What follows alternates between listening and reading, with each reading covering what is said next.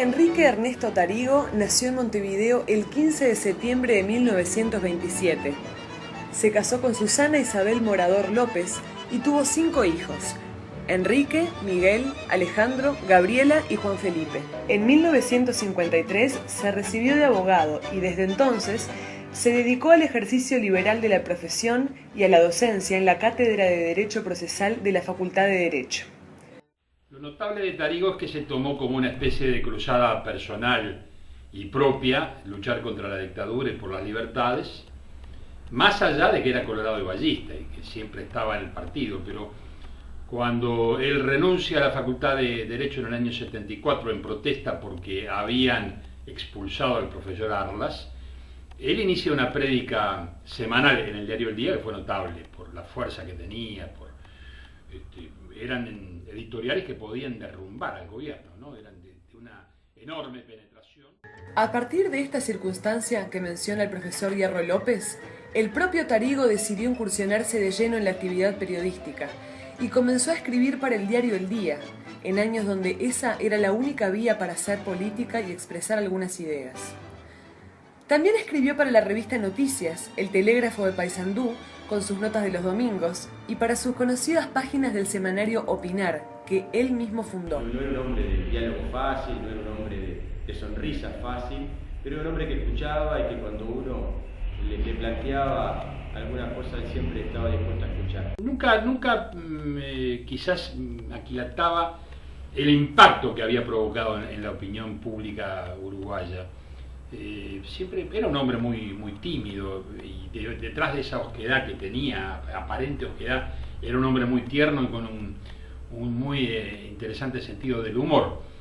Pero alguna vez que, a la salida de un acto, que la gente gritaba Tarigo, Tarigo, el pueblo está contigo, él me dijo algo así como, che, pero todo esto es para mí. Y le digo, claro que es para usted, ¿no? Como que no era consciente de la enorme adhesión que venía provocando en la gente.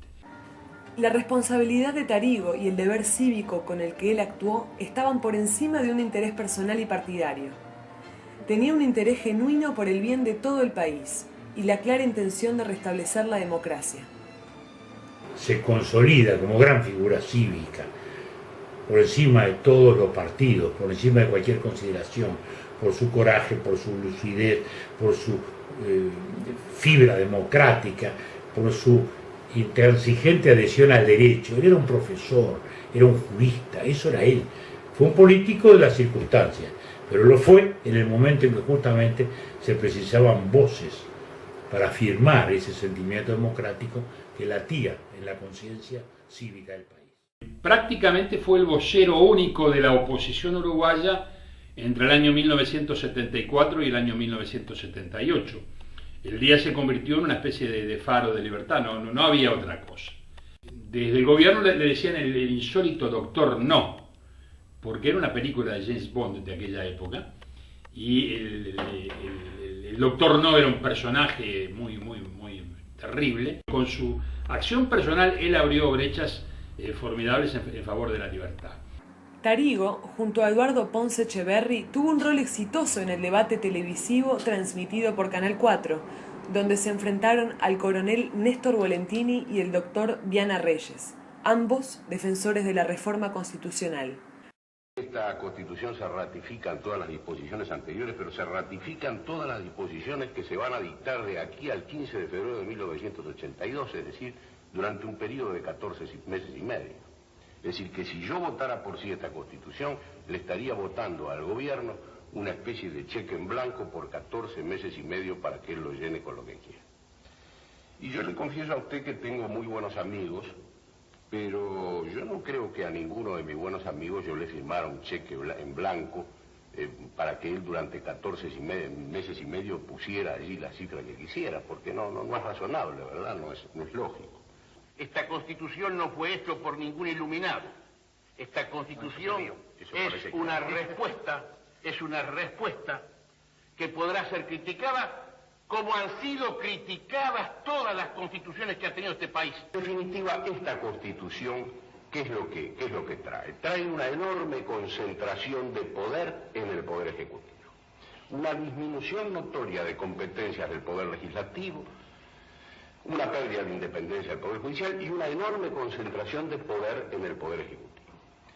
Y se dice, claro, hay que tener un Poder Ejecutivo fuerte para que no pase lo que pasó, y ese es el argumento con el golpe. No es esa la solución, concentrar el poder en el Poder Ejecutivo. Con eso, si con eso bastara para arreglar los problemas sería muy fácil, pero no es así. Entonces yo lo que digo es esto: para ponernos a cubierto de la subversión, de la sedición, del delito, de los matreros, de lo que fuere, para ponernos a cubierto de eso le vamos a entregar el poder al poder militar, y no es lógico, porque hace cientos de años que el mundo sabe, las naciones civilizadas saben, que la soberanía radica en el pueblo y que la única nota que legitima a los gobernantes es que son los representantes del pueblo, los mandatarios del pueblo, el pueblo es el mandante y los elige. La salida de la dictadura tiene un punto culminante que es en el 80, el plebiscito, cuando se derrota la propuesta militar, la propuesta constitucional del gobierno militar. Allí hay un momento decisivo, que es un famoso debate en televisión, donde emerge por primera vez a la vida pública, a la vida cívica, la figura de Enrique Tarrio. Él, con su voz, le dio voz a todos aquellos que no podíamos hablar porque estábamos proscritos, o a los 3 millones de uruguayos que en aquel momento estaban silenciados, cuando enfrenta con aquella rotundidad, con aquella fuerza, con aquella energía, con aquella valentía, esa propuesta que condicionaba totalmente al eventual gobierno democrático. El 30 de noviembre de 1980 se convocó a la ciudadanía para que votara por sí o por no al proyecto de reforma constitucional presentado por la dictadura. Finalizada la jornada y abiertas las urnas, se supo con alegría para la mayoría de los uruguayos que había triunfado con un 57% la papeleta por el no. El 28 de noviembre de 1982 se realizaron las elecciones internas de los partidos políticos. En esta instancia, Tarigo encabezó su lista identificada con la sigla ACE y el distintivo Libertad y Cambio, acompañado por muchos jóvenes. En 1983, Tarigo, junto a Gonzalo Aguirre, redacta la proclama Por un Uruguay sin exclusiones, que fue leída en el acto del Obelisco el día 27 de noviembre, como otra señal de unión de la oposición al régimen. En enero de 1984 se iba a publicar en Opinar una nota con cartas de personas exiliadas y familiares de desaparecidos que solicitaban información al gobierno. La dictadura aplica la censura y no permite que esa edición de Opinar se publique. Por eso, Tarigo decidió escribir parte de esa nota censurada en una hoja, sacarle fotocopias y repartirlas en la calle. A esto lo llamó el primer samizdat uruguayo, en alusión a la denominación rusa que utilizaban los disidentes soviéticos para hacer circular sus opiniones de manera clandestina. La dictadura no permite que se publique Opinar con esa nota de Tarigo y le anuncia que esa edición no se va a poder publicar, no se va a poder difundir. Y frente a eso, Tarigo decide convocarnos a quienes estábamos a su lado, a quienes lo rodeábamos en aquel momento. Nos convoca una mañana a su apartamento allá en Plaza Cagancha, nos cuenta lo que pasó y nos dice que él ha resuelto escribir esas notas en una hoja común, que va a fotocopiar esas notas y que las va a entregar en la calle a quien quiera llevarlas, porque no está dispuesto a callarse la boca ni a dejar de que se conozca eso que él quería que se conociera. Y sale él con las hojas, las fotocopias bajo el brazo, a entregar los ejemplares en la Plaza Cagancha, y salimos todos nosotros con él, Sale Hierro, Ciaín, Ganucci, Mansi, todos los que estábamos alrededor de Tarigo en aquellos años, a entregar el samizdat en la plaza a quienes pasaban por allí. Rápidamente llamamos la atención de la prensa, nos sacaron fotos y nos vino muy bien que el hecho tuviera esta notoriedad y esta publicidad por razones políticas, evidentemente. Meses antes de las elecciones de 1984, se venía discutiendo cuál sería la fórmula que presentaría el Partido Colorado. Por su parte, Tarigo presenta su propia lista, la lista 85, con el distintivo Libertad y Cambio. Cuando me piden que cuente alguna anécdota de Tarigo, quiero recordar una que me parece que lo pinta en toda su personalidad. Se discutían las fórmulas políticas, es decir, cuál debía ser la fórmula que debía presentar el partido. En aquel momento nosotros integrábamos Libertad y Cambio, lista 85, la agrupación que contribuimos a fundar, cuyo liderazgo naturalmente era de Tarigo, y en esa asamblea que fue convocada especialmente para determinar cuál sería la fórmula. Y había dos posiciones, la que decía que, bueno, la que ya había dado a entender Tarigo, que quería acompañar a Sanguinetti en la fórmula, y la otra que entendía que Tarigo debía ser el candidato. Y así se fueron sucediendo exposiciones y largos debates hasta que finalmente llega Tarigo a la asamblea, pide la palabra y dice, bueno, señores, quiero decir que yo en mi profunda convicción democrática, si esta asamblea resuelve que yo no integre la fórmula con el doctor Sanguinetti, voy a acatar el mandato de esta asamblea. Pero si esta asamblea resuelve que yo sea el candidato, yo le digo a ustedes que voy a votar por el doctor Sanguinetti. Se terminó la asamblea. El domingo 25 de noviembre de 1984 se convocó a la ciudadanía a sufragar por la fórmula presidencial que iba a gobernar durante los próximos 5 años.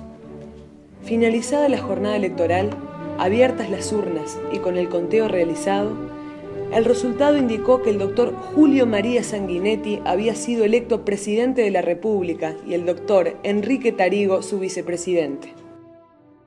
Naturalmente se incorpora al movimiento cívico, nos incorporamos juntos a todas las negociaciones y terminamos en el 82 juntos también en la elección interna y luego en la fórmula presidencial que en noviembre del 84 retornó la democracia al país y fuimos al gobierno, él y yo, en la fórmula que resultó entonces victoriosa para conducir lo que entonces llamamos el cambio en paz.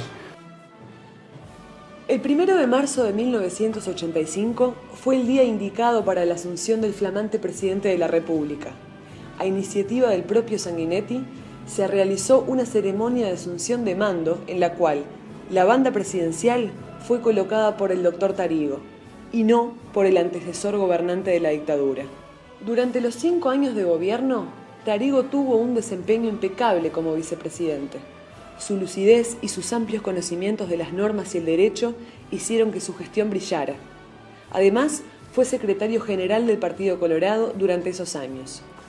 Transcurrido el primer período de gobierno democrático, se acercaban las elecciones internas de 1989 y Sanguinetti propuso que el doctor Tarigo fuera el candidato a la presidencia. Pero en dichas elecciones, la victoria fue para el doctor Jorge Valle.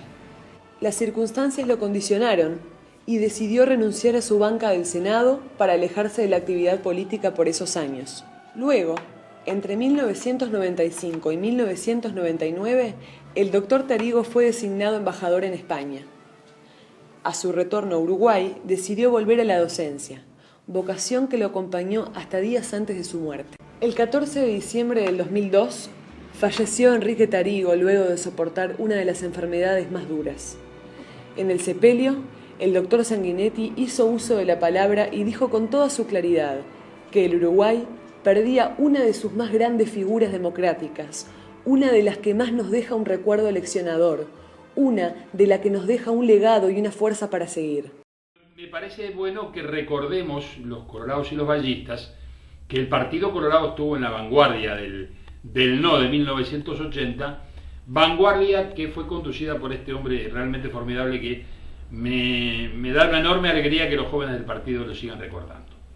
Yo creo que nos han quedado de él muchas cosas, pero especialmente esta pasión por el derecho y ese sentimiento del deber en la lucha por estos principios fundamentales. El derecho es el marco dentro del cual tiene que hacerse la política y no hay argumento que pueda demostrar que la política pueda pasarle por arriba al derecho. Esto Tarigo lo dijo durante la dictadura, nosotros lo recordamos hoy y seguimos haciendo política con esa idea.